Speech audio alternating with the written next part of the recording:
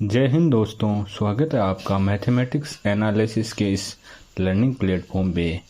आज के इस लेक्चर में हम बात करने वाले हैं क्लास 10th की जो मैथमेटिक्स की फर्स्ट एक्सरसाइज है रियल नंबर्स वास्तविक संख्याएं, उसकी जो 1.1 एक्सरसाइज है उसके क्वेश्चंस को इस एक्सरसाइज में हम सॉल्व करेंगे। इससे पहले वाले क्लास में हमने इस एक्सरसाइज का इंट्रोडक्शन पार्ट और 1.1 का फर्स्ट क्वेश्चन किया था। यह एक्सरसाइज आपको अच्छे से समझ में आए, इसके लिए आपको उस एक्सरसाइज को देखना ज़रूरी है। उसका लिंक डिस्क्रिप्शन में दिया गया है, वहाँ से आप उस एक्सरसाइज को भी देख सकते हो, जिसमें हमने पढ़ा था कि यूक्लिड विभाजन प्रमेय का है, उससे किस तरह से हम हाईएस्ट कॉमन फैक्टर ज्ञात कर सकते हैं, किस तरह से एचसीएफ ज्ञात करते हैं और यूक्लिड विभाजन प्रमेय क्या होती है, वो हमने इंट्रोडक्शन पार्ट में किया था। तो चलो स्टार्ट करते हैं हम।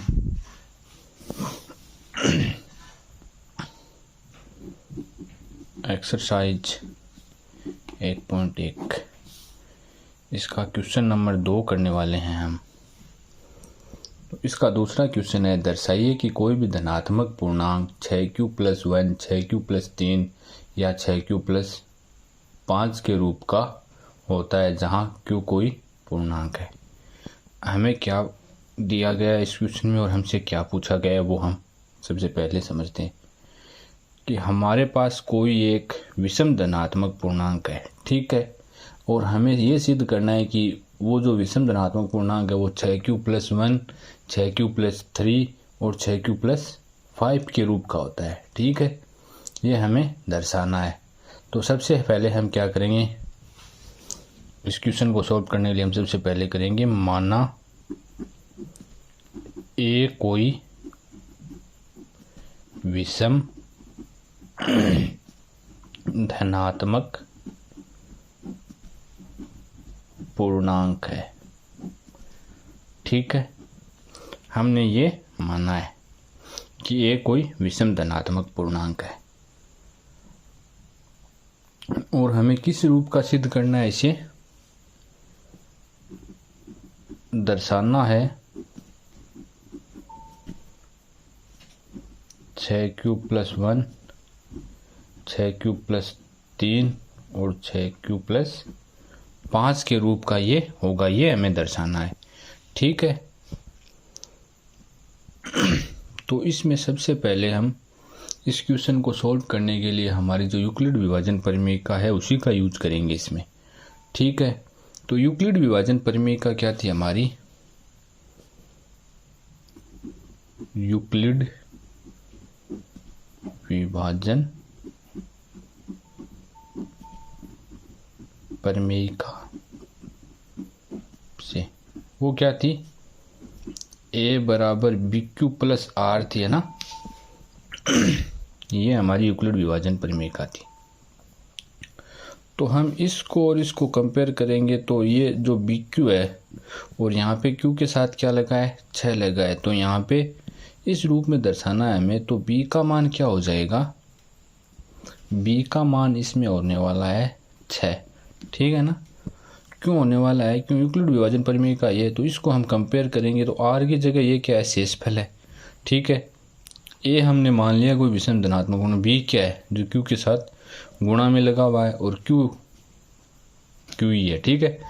अब हमें क्या देखना है, आर का मान।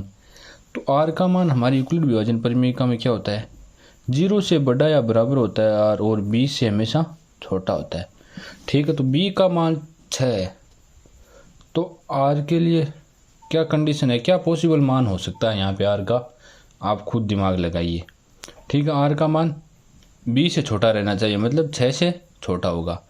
6 से छोटा कितना, 0 से बड़ा और 6 से छोटा। यहाँ पे बी का मान हमारा कितना है, 6 है, ठीक है। तो ये पॉसिबल कंडीशन है आर के मान के लिए। तो कितना हो जाएगा, आर बराबर 0 हो सकता है, 1 हो सकता है, 2 हो सकता है, 3 हो सकता है, 4 हो सकता है, 5 हो सकता है, ठीक है। ये इतने आर के मान हो सकते हैं इसमें, ठीक है। अब क्या करेंगे हम, एक एक करके शेषफल के जो मान हैं उससे हम सॉल्व करेंगे। ठीक है, केस फर्स्ट क्या रहने वाला है? केस फर्स्ट हमारा हो जाएगा r बराबर 0 के लिए। r बराबर 0 हम यूक्लिड विभाजन परिमेयिका में रखेंगे तो हमें क्या मिलेगा? a बराबर 6q प्लस 0। तो a बराबर कितना मिल गया? 6q। सेकंड केस क्या होगा हमारा? केस सेकंड, r बराबर हम क्या रखेंगे? 1 रखेंगे तो कितना हो जाएगा? a बराबर 6q प्लस 1।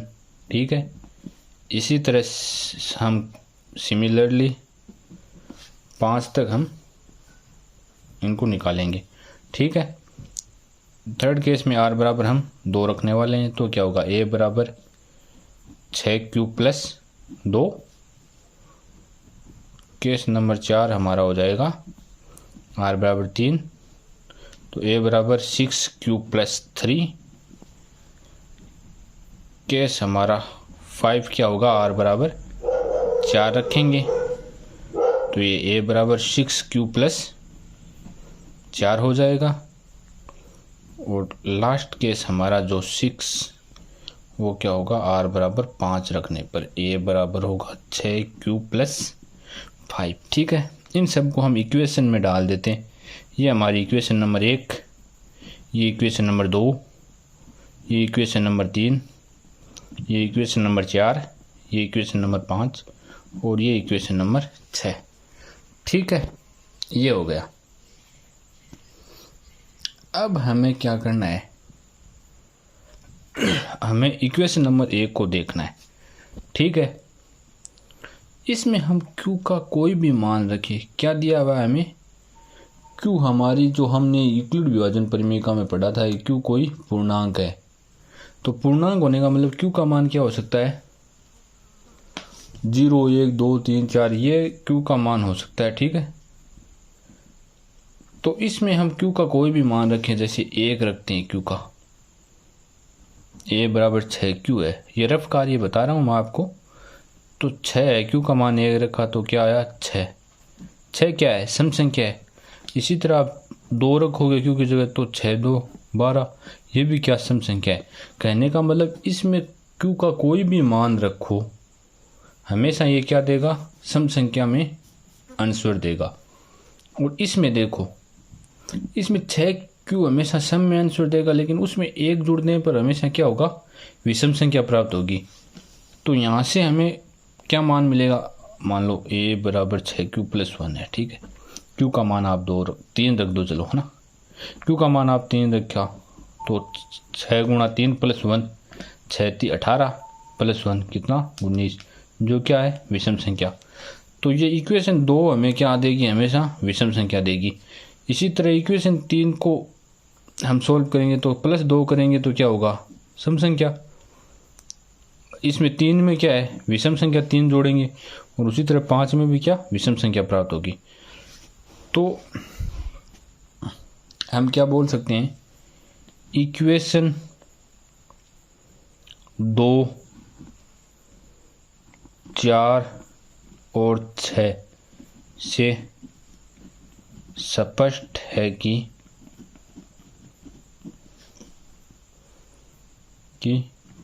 कोई भी विषम धनात्मक पूर्णांक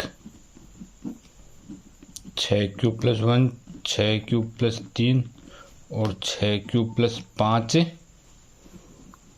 के रूप का होगा। ठीक है, इस तरह से इस क्वेश्चन को हमें सॉल्व करना है। ठीक है, ज़्यादा इसमें कोई समझने में इशू नहीं रहा होगा, मुझे ऐसा लग रहा है आपको। सिंपल सा क्वेश्चन था, यूक्लिड विभाजन परिमेयिका का हमें यूज करना था। ठीक है, उसका यूज किया। जो हमने आर के जो शेषफल है उसके 6 मान हमने निकाले थे जो हमें दिया गया उसकी सहायता से, और 6 के लिए हमने अलग अलग इक्वेशंस बनाई। और जो 6 इक्वेशन में जो 3 थे वो थे सम संख्या प्राप्त होने के लिए। ठीक है, तो वो हमारा आंसर हो नहीं रहा था। क्यों? क्योंकि हमें दर्शाना था कि ये विषम धनात्मक पूर्णांक के रूप में होगा। तो ये जो 3 इक्वेशन है उससे हमने ये स्पष्ट कर दिया। ठीक है,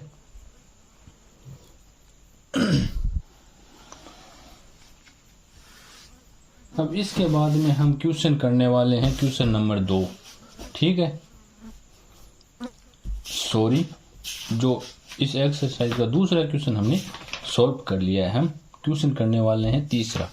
ठीक है, तीसरा क्वेश्चन हमारा क्या है वो हम देखते हैं।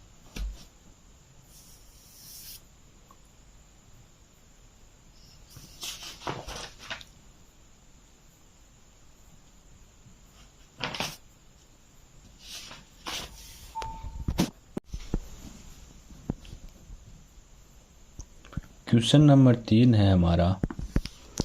क्वेश्चन नंबर 3 में हमसे पूछा गया है कि किसी परेड में 616 सदस्यों वाली एक सेना की टुकड़ी को 32 सदस्यों वाले एक आर्मी बैंड के पीछे मार्च करना है। ठीक है, दोनों समूह को समान संख्या वाले स्तंभों में मार्च करना है।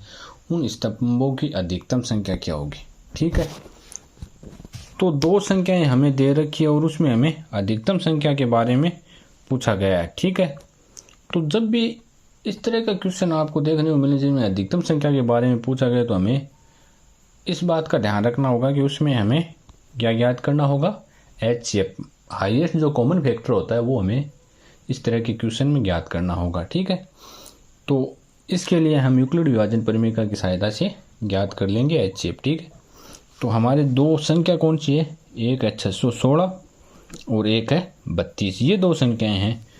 तो सबसे पहले हमें क्या देखना होगा, इसमें से बड़ी संख्या कौन सी है। तो आप लोग आराम से इसमें देख के बता सकते हो कि 616 क्या है, 32 से बड़ा है। ठीक है, तो A का मान इसमें कौन सा हो जाएगा, 616 क्या होगा, A का मान हो जाएगा और B का मान 32 हो जाएगा। ठीक है, यूक्लिड विभाजन परिमेय से क्या, यूक्लिड विभाजन परिमेय से क्या है, यूक्लिड विभाजन परिमेय का A बराबर BQ प्लस R।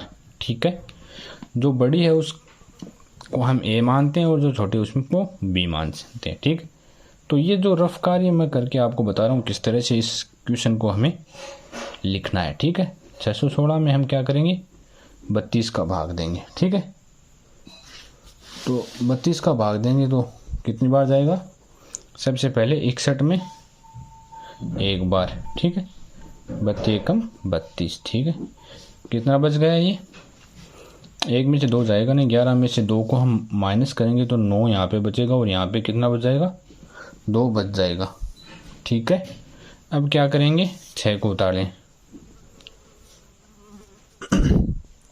अब हम क्या करेंगे, 32 का भाग देंगे हम 296 में। ठीक है, 32 एकम 32, 2 64, 32 96, 32 4 128, 32 5 160, 192, 32 7 200, 32 8 200, 56, 32 9 288। ठीक है, भाग कितने बार जाएगा, 9 बार।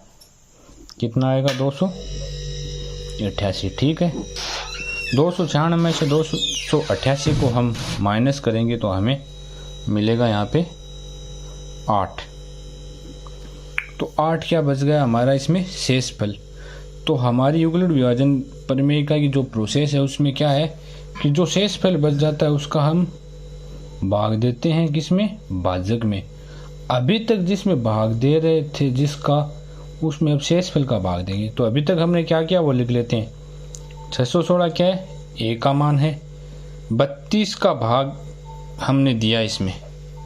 ठीक है, 32 का भाग दिया, भाग कितनी बार गया, 19 बार भाग गया और शेषफल कितना बचा, 8 शेषफल बचा। अब आगे की प्रोसेस क्या है, इस 8 का भाग हम 32 में देने वाले हैं। ठीक है, यहाँ आओ, यहाँ से हम 8 का भाग देंगे 32 में तो कितनी बार जाएगा, 8 एकम 8, 8 दूनी 16, 8 3 24, 8 चौके 32। ठीक है, 8 चौक 32, ये कितना होगा यहाँ पे 0। तो HCF का कौन सी संख्या होती है, जो मैंने पिछली वाली क्लास में आपको बताया था कि जिस संख्या का भाग देने पे शेषफल 0 प्राप्त हो जाता है वही संख्या क्या है, हमारा HCF। ठीक है, तो यहाँ हमारा HCF कितना हो गया, 8। आगे वाला पार्ट इसमें लिखते हैं, यहाँ पे क्या आ जाएगा, यहाँ 32। 8 का भाग 32 में कितने बार गया, 4 बार। शेषफल कितना बचा, 0। ठीक है, तो ये HCF कितना हो गया यहाँ पे, 8। ठीक है, ये हमारा आंसर हो गया। तो उन स्तंभों की अधिकतम संख्या कितनी होगी? 8 होगी। ठीक है, तो इस तरह से हमने क्वेश्चन नंबर 2 और क्वेश्चन नंबर 3 को सॉल्व किया। आगे वाले लेक्चर में हम इसे आगे के क्वेश्चन को सॉल्व करेंगे। अगर आपको ये क्लास पसंद आए तो लाइक कीजिए, कमेंट करके बताइए और चैनल को सब्सक्राइब कीजिए। बहुत बहुत धन्यवाद।